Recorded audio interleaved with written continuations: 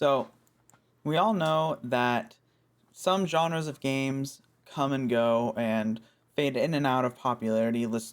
The most prominent one that I talk about, and I think a lot of people can really recognize, is the idea of, or the game genre of MMORPGs, where they kind of were very popular early 2000s, like 2010, and then they fell off for a while. And now they're making somewhat of a comeback. And I think the same can be said about other genres of game. And today I want to talk about the RTS genre, or the real time strategy genre. And for a really, really long time, the RTS genre was basically just dominated by StarCraft, and not like nobody really competed that well against StarCraft, in my opinion. StarCraft 2 obviously being a massive, massive pusher for esports.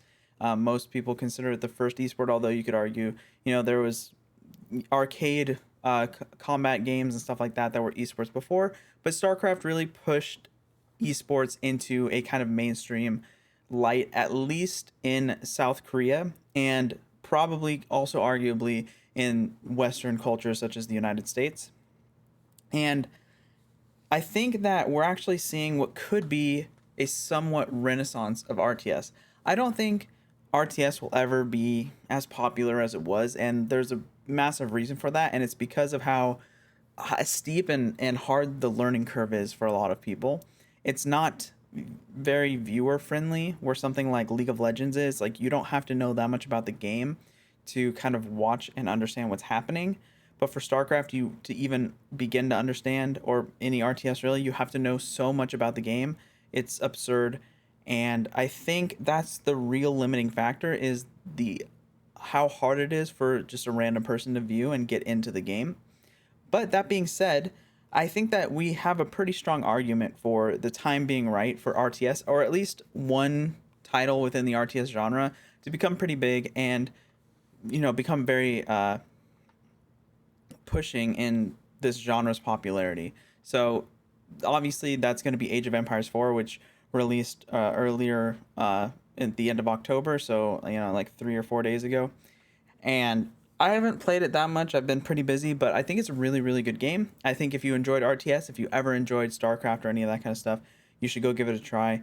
It's a lot of fun, but I'm gonna go over a PC Gamer article that talks about this a little bit, and we can go through that as well. But I think that now is really the time for RTS to have a very, very small renaissance. Now, you can let me know down in the comments if you think that this is going to become bigger than I think it is. I don't think it's going to be very massive, because like first person shooters and MOBAs are just way too easy to understand and get into compared to RTS. But I think that this is going to make a game popular for a lot of people in a genre that hasn't really seen any spotlight recently. So let's just go ahead and go into the article here, and then we can talk about some of that stuff afterwards. So, Relic's historical sheep murder simulator, Age of Empires 4, is currently sitting at the top of Steam's global top sellers chart, ahead of Phasmophobia, which is currently on sale, and New World, which is inexplicable to me. So I don't think this is that inexplicable. New World was sold at the end of last month. This is sold at the end of this month. And of course, it makes sense that a month is about as popular as like the general crowd will find something, right? Like, you're not going to play something for more than a month usually, or you're not going to keep that same kind of steam going for more than a month. I don't mean to say that you don't play things for more than a month. Of course you do. But most people will play a game, or will like play a game for a while, and then they'll try a new game and stuff, and then they'll go back to that game and stuff like that. And that's kind of true. So like, once you've really hit that threshold, I think a month is plenty long for it to fall off in sales. It makes perfect sense to me. Of course, we've seen outliers like Animal Crossing and stuff like that, but I feel like there were some extenuating circumstances, such as COVID happening, and just general stuff like that. But I do think it is important to note that Age of Empire 4 is at the top of the Steam top seller list, while it's also being offered on the Xbox Game Pass, right? That is really, really amazing. That we probably have a ton of people playing on the Game Pass, as well as a ton of people buying the game. That to me is actually incredible for a game like this. So They must mention that later, but that's the biggest takeaway for me, is that fact right there. Age of Empires 4 hit a peak player count of 73,928 over the weekend, according to SteamDB, which is roughly the population of Dominica. To put it in video game perspective, that's a higher peak player count than Gary's Mod, Vermintide 2, or XCOM Enemy Unknown, and that's not counting the people playing on Game Pass for PC. It's a lot of sheep murder, is what I'm saying, of course. So this is basically what I said. Yeah. So 74,000, obviously, that's a huge player count. Okay, that is a huge player count. It doesn't like top charts for other games and stuff like that, but it is a really decent player count, honestly. Especially for a game in a genre that's been considered dead for, a decade by most people. So it's pretty interesting. And then we have Robert Zack enjoyed the latest in the revered RTS series, saying in his review, Age of Empire 4 might not have the balanced esport appeal of Age of Empires 2, but damn is it fun to experiment with different civs and learn their unique ways. The Mongols are the biggest wildcard, capable of packing entire towns up into carts and relocating to anywhere on the map. I had a real blast with the Delhi Sultanate too, stomping my hapless AI enemies with war elephants they had no answer for. Now, I mean, that's just one person's review. Again, I encourage you to try the game yourself and decide what you think. Let me know if you do try it, or if you have played it. Let me know in the comments what you think of the game.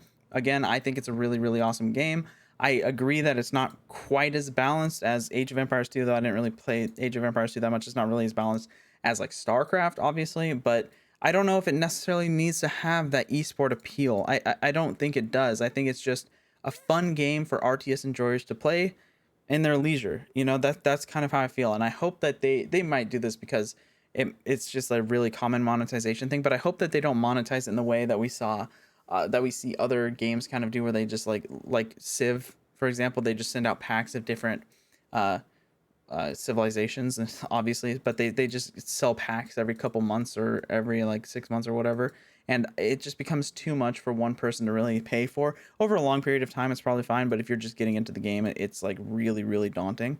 I hope they don't do something like that, but they might. I mean, I do think that game developers and game companies, they deserve the money. It's really hard to develop games. It's one of the hardest things to program, so I do respect it. But as far as like a casual player base goes, it's really daunting when you come into a game and it's like there's 10 DLCs and the total cost is $700. It's like, damn. But that's that's fine, I guess. It is what it is. It's just a very common monetization tactic anyway, so we'll see how it goes.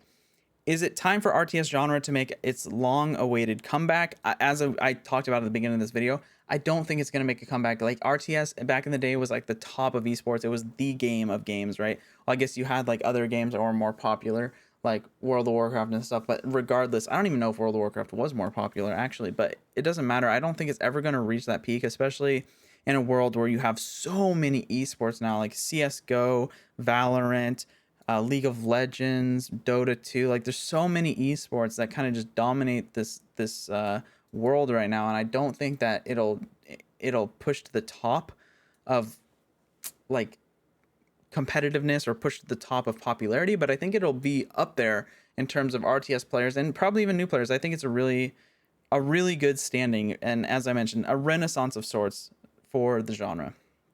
We've recently seen smaller examples like Age of Darkness Final Stand, and impressive free student project Vedlim The Golden Horde. Company of Heroes 3 is due next year. Then there's whatever Tencent squad headed by ex-Blizzard devs is working on. The next Dune will be multiplayer survival game, but that doesn't rule out an RTS as well. Which series do you want to see return? Okay, now for series I want to see return, obviously for me it's gonna be StarCraft. Unfortunately, I don't see Blizzard really doing anything with that, and on top of that, I've more or less started boycotting their stuff because of the recent allegations and the lawsuits and stuff like that. So for me, StarCraft just played so much of a role in my high school life that I wish that game was still popular like it was, but it is what it is. It's fine that other games are popular right now. I don't really mind that much. I think that RTS as a genre is really good. I just think it's too hard for people to get into and to understand, and I think that's really the downfall of the genre and why it's not really as popular as it used to be. But let me know what you think down in the comments about all this. Do you think I'm wrong? Do you think I'm right? Do you want to help me out in the algorithm? Anything like that helps me out a lot. But that's all I have to say for this. If you like the video, please like and subscribe to the channel. I do make a lot of video game content. You can go look at my other stuff. Recently, I've been talking a lot about NFTs. Not that I particularly care that much about NFTs, but it's just what's really, really popping right now, and it's what's in the news. So it's like, dang, I mean, there's not really much else to talk about, really.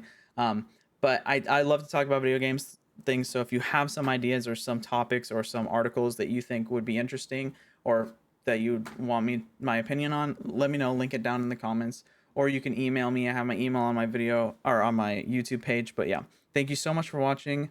Peace.